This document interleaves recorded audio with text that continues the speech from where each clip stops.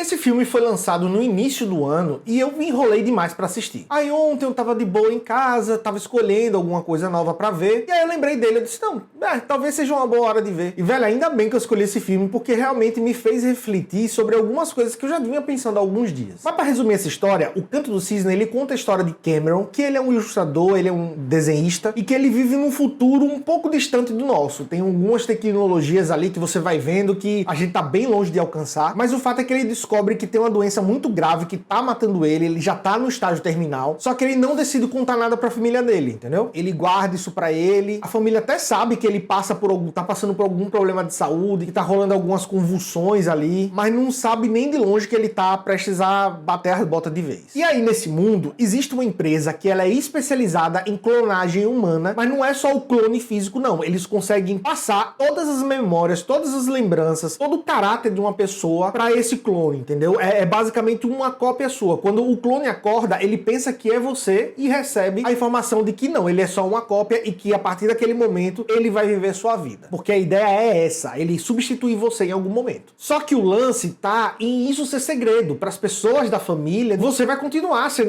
o mesmo cara, entendeu? A mesma pessoa. E aparentemente essa empresa, a meta dessa empresa, né, ou a missão dela é fazer com que o sofrimento da perda ele deixe de existir. Que você realmente não saiba diferenciar se aquilo é um clone ou aquilo é a pessoa original que viveu até o momento com você. A direção e o roteiro desse filme é do Benjamin Cleary. Ele fez um curta chamado Shutter, que inclusive ganhou o Oscar de melhor curta. Eu só não vou lembrar o ano agora que isso aconteceu, mas o fato é que ele traz pra gente uma história muito intimista, uma história de dilema pessoal. Isso fica muito claro nas cenas de flashbacks, que são muitas, né? É basicamente metade do filme. O filme fica se dividindo entre flashbacks e o que acontece no centro de pesquisa da empresa que clona as pessoas. O ritmo do filme é muito lento, mas isso é necessário para a proposta que ele está trazendo, que é de focar justamente no dilema do protagonista do que nas tecnologias que são apresentadas pra gente de pano de fundo. A gente tem aqui uma primeira camada que é sobre a clonagem, e quando eu vi o trailer foi isso que chamou minha atenção, mas a segunda camada, que é realmente o grosso do filme, é uma discussão de até onde a gente está disposto a abrir mão da nossa vida para ver quem a gente ama feliz. E cara, essa é uma discussão que me pegou muito, porque eu tenho uma filha pequena de 2 anos de idade, a Alice. Eu sou casado com o Dani há basicamente 10 anos, e em muitos momentos que eu ia vendo esse filme, eu ia me colocando no lugar do protagonista, eu ia me colocando no lugar dele presenciando o clone falando com a família dele, e velho, eu ficava pensando, pô, será que eu ia aceitar? Será que eu ia aguentar levar essa situação adiante? Será que eu ia aguentar guardar esse segredo comigo? Então, pra mim, o grande trunfo desse filme, a melhor coisa que ele trouxe pra mim foi justamente essas questões, esses momentos de reflexão que eu conseguia comparar o que estava acontecendo na tela com a minha vida pessoal. E pra ajudar nesse clima, né, pra fazer com que eu entrasse mais rapidamente, é claro que as atuações ajudaram muito, que são muito boas. Começando pelo Mahershala Ali, que é um ator que eu adoro, e aqui ele também tá muito bem. É um papel que ele se entrega, inclusive, se eu não me engano, é um dos produtores do filme, é um dos caras que bancou esse filme, então ele tá bem envolvido no projeto. Aqui ele passa muito bem a ideia de um cara que realmente tem pouco tempo de vida, que realmente tem muita dúvida, tem medo de morrer, medo de deixar a família dele na mão de algo completamente desconhecido, porque apesar de ser algo que ele leu bastante os termos, que ele tá mais ou menos, que ele sabe mais ou menos o que vai acontecer, ele ainda tá meio inseguro, e toda essa instabilidade do personagem é passada muito bem pelo ator. A Naomie Harris, que faz a Pop, a mulher do Cameron, tá muito boa no papel também. Ela é uma pessoa muito extrovertida, é uma pessoa alegre, que tá muito apaixonada, mas que em determinada história sofre uma perda muito grande, e isso pesa também. O filme não mostra logo isso pra gente, mas quando mostra, ele demonstra o impacto que isso teve na relação dos dois, e que inclusive é decisivo para o desenrolar dessa história. Se a atriz não entregasse muito bem essa questão dessa dualidade, desse sentimento, desse arrependimento, o filme não teria funcionado, mas não é o que acontece aqui. Ela tá muito bem, e o desenrolar do filme, pra mim, é de muito sucesso por causa disso. A Glenn Close faz a ator Scott, que aparentemente é a diretora daquele centro de clonagem, e pra mim, ela é a personagem mais misteriosa. Tem muitos momentos que dá a entender de que ela tá tomando posturas antiéticas, que ela tá fazendo coisas que deixam a gente, como espectador mesmo, desconfiados do que vai acontecer, e pra mim, o clima de tensão inicial, pelo menos, começa sempre a partir dela, por algumas pequenas atitudes, de durante a conversa, que o protagonista tá escutando entre ela e o clone, e ela tem uma hora que ela abaixa o volume e você já fica, poxa, essa mulher aí tá querendo aprontar alguma coisa. E o bom é que o tempo todo o filme vai segurando essa dualidade, vai segurando esse mistério, e você não sabe ao certo se ela é uma pessoa gente fina, se ela é uma pessoa que quer fazer uma fuleiragem com o caba, tá ligado? E isso, velho, me prendeu.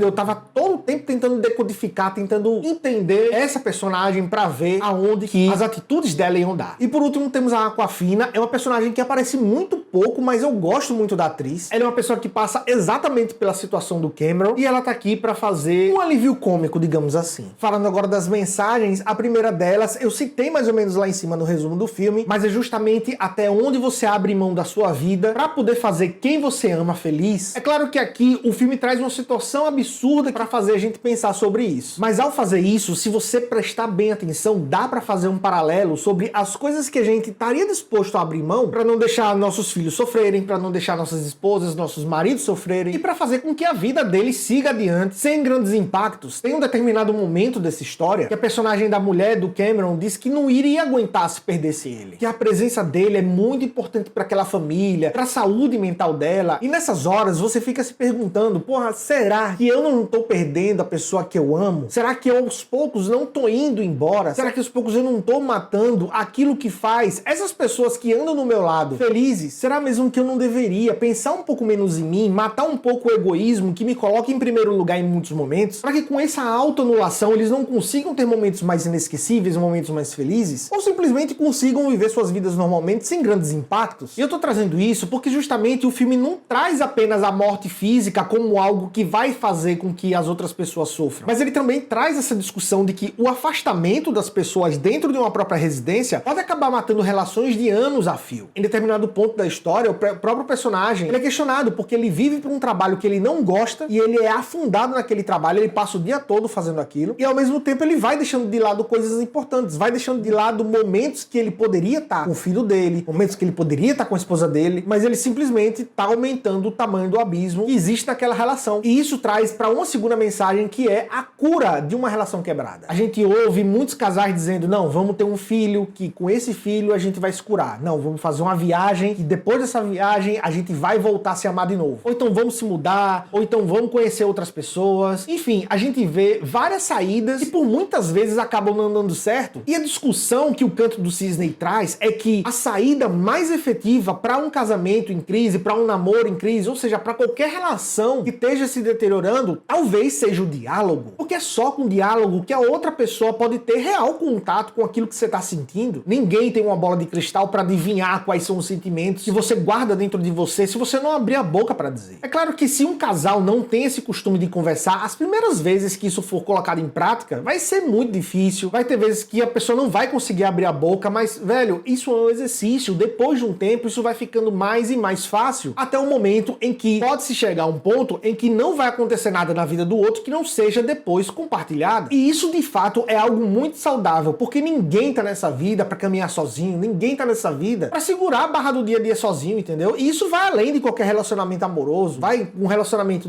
de você com sua família, do relacionamento de você com seus amigos, enfim, de qualquer pessoa que você ama. Dito isso, vamos ao veredito, ver ou não ver? Eis a questão. Olha, esse filme não é aquela ficção científica clássica, e se você tá aqui procurando por isso, talvez você vá se decepcionar. Tem alguns efeitos legais, tinha algumas tecnologias que eu ficava vendo e pensando depois até que eu assisti. E seria legal ter no dia a dia. Quando você for assistir, você vai ver que tem umas paradas eles não usam mais smartphones, é tudo lente de contato, e nessa lente de contato você tem aquela realidade aumentada, tipo Minority Report, tá ligado? Que você vai passando com os dedos assim no ar e vai aparecendo umas telas. É uma coisa bem interessante e que realmente me deu curiosidade de saber como seria a nossa realidade hoje com essa tecnologia implementada. Mas tudo isso é só um pano de fundo para, como eu disse, focar no drama, focar nas histórias pessoais, na relação pessoal daquele cara que tá morrendo e que por uma escolha que ele decidiu contratar, ele se encontra agora num dilema. Então, como foi uma história que me fez refletir bastante sobre alguns conceitos que eu carrego na minha vida até hoje, sobre muitas situações que eu já vivi na minha vida, é um filme que eu recomendo sim, mas recomendo com esse adendo. Mas me diz você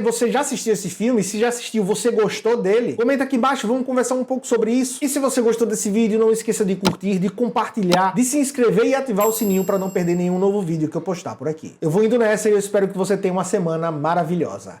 Valeu!